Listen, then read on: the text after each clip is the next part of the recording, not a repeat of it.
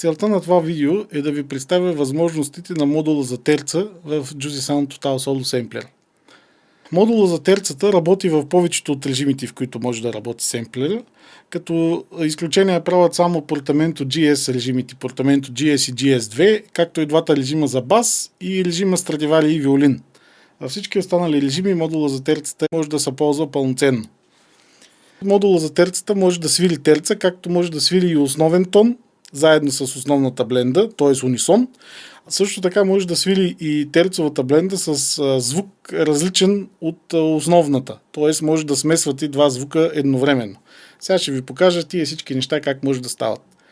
Първото и основно нещо, което трябва да се отбележи за този модул е, че той има система за сканиране на терците, така че не се налага да имате отделна бленда предварително записана с терца за всяка една тоналност.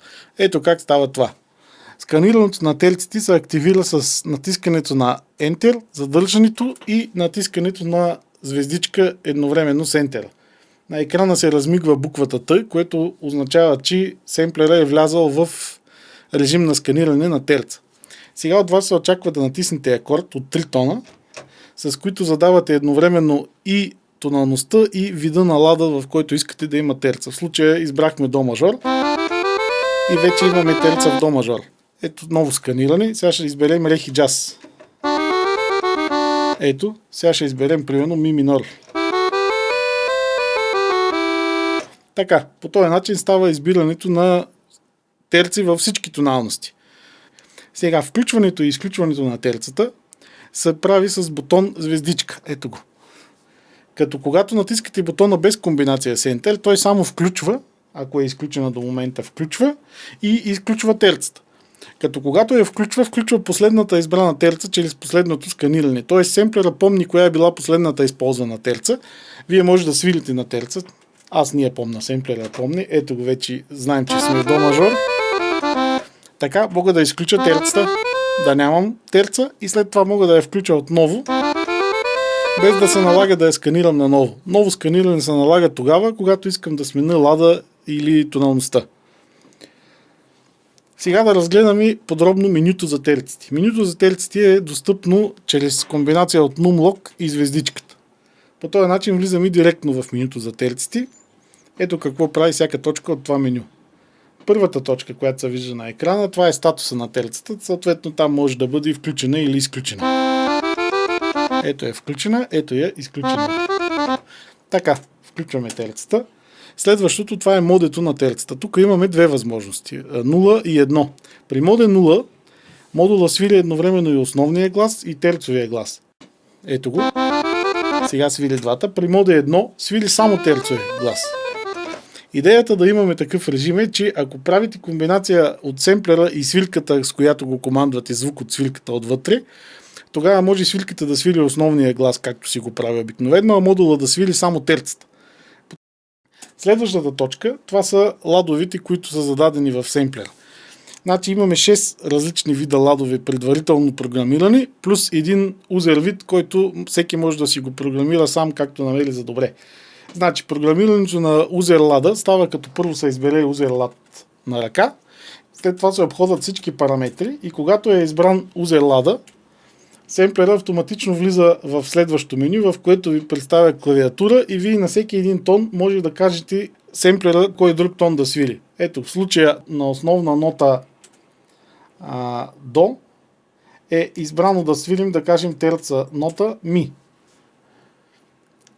Виждате отгоре, там е посочена базовата нота с буква и терцовата нота. Даже в момента фая направих. Ето ми. А отдолу на табличката виждате базовата нота с кръгчи, а терцовата нота с кръщи. По този начин се минава на следващата нота, следващата и така се обхождат всички ноти. По този начин може да се програмира узер терцата. Когато вече искаме да програмираме друг вид терца, т.е. искаме да ползваме друг вид терца, не можем да извикаме и от сканирането, чрез помощта на сканирането. Да продължим нататък. Базовата нота, следващата точка, определя базовата нота, т.е. това е тоналността, в която е избирана терцата. Примерно може да сме избрали терца в мажор, а тая буква определя дали това е до мажор, ре мажор и съответно всички останали тоналности. Тя също се наглася автоматично от системата за сканирането. Следващото нещо, което трябва да отбележим, следващата точка, това е октавата на терцата. Ето сега ще ви покажа. Сега акордеона работи в двете терцата и основният тон и терцата са в една и съща октава. Ето сега ще преместя терцата една октава нагоре. Това е в хеджаз всъщност. Ето сега ще я сваля една октава долу. Така, връщаме където е. Следващия параметър, това е силата на терцата. Тук пак е ясно за какво става въпрос. Може да усилите да направите баланс с основния глас. Следващия параметър е доста интересен. Това е специалната нота. Специалната нота е нота, която е, т.е. квинтовата нота под основния тон на тоналността, в която сте сканирали терцата. Да обясня сега за какво става въпрос. При сканиране на терца, вие задавате примерно акорд до мажор. Много често в българските хора накрая фразата завършва нещо от сорта на. Тоест, отдолу се подлага на квинтов тон. На този тон обаче, когато му се подлага и се свили терца, терцовия тон идва да е си и това реално не звучи добре, тъй като би трябвало, за да отговаря на акорда на хармонията, да се свили до, т.е. не терца, а да се свили кварт. Така е, обаче в нагорния тон, в горната октава на квинтовия тон трябва да имате терца. Така би трябвало да бъде в лада. Тоест, специалният тон се явява този квинтов тон под основния тон в тоналността, в която сте сканирали акорда. Значи, специалният тон в нашия случай, както сканирахме до мажора, е сол под това до. Значи, което до пипнете при сканирането, специалният тон става квинтовия тон под него. Този специален тон сега може да се настройва да работи по два начина. Единият начин е стандартния, другия начин е да работи като специален тон. При включването между двата начина става с натискането на Enter и 6 или Enter и 3. При Enter и 6 сме включили специалния тон, но това се индицира на екрана с малка буква Т. Обикновено терцата е с голяма или с малка буква Т. Когато е с малка буква, значи специалният тон е активен. В такъв случай вече на до не са свили си, а са свили до, т.е. свили са кварта, а не терца. Ето сега ще изключа специалния режим. Сега са свили си, сега са свили до. И вече финала на фразата звучи добре.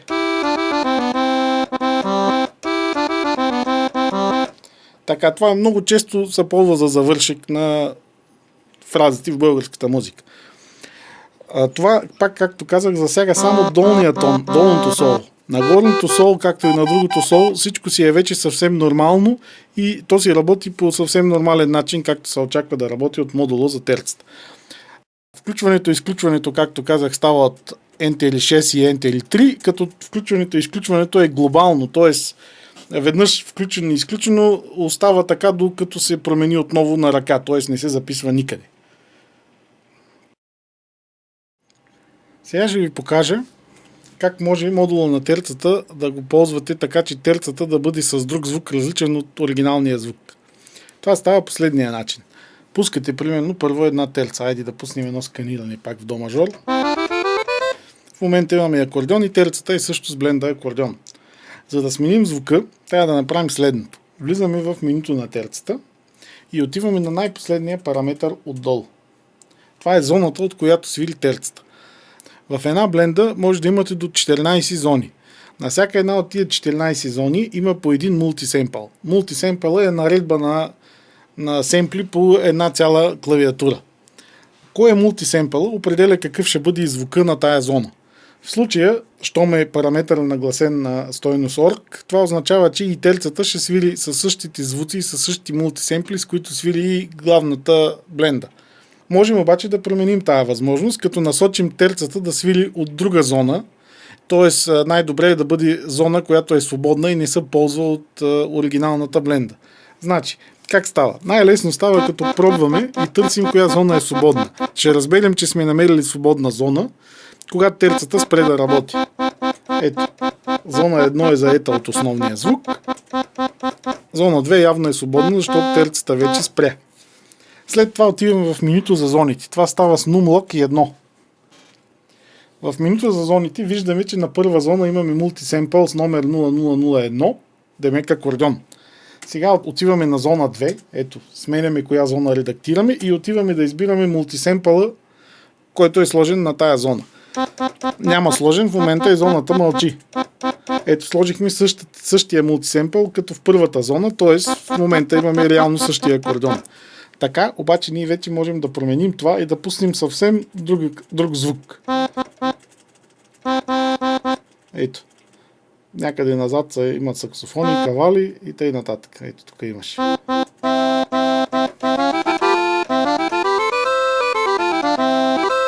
Ето, пуснахме заедно с акордеончето вече кавал.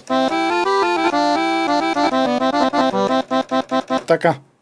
По същия начин можем да избираме всякакъв звук. Тук са достъпни всички мултисемпли, които имаме вътре в модула.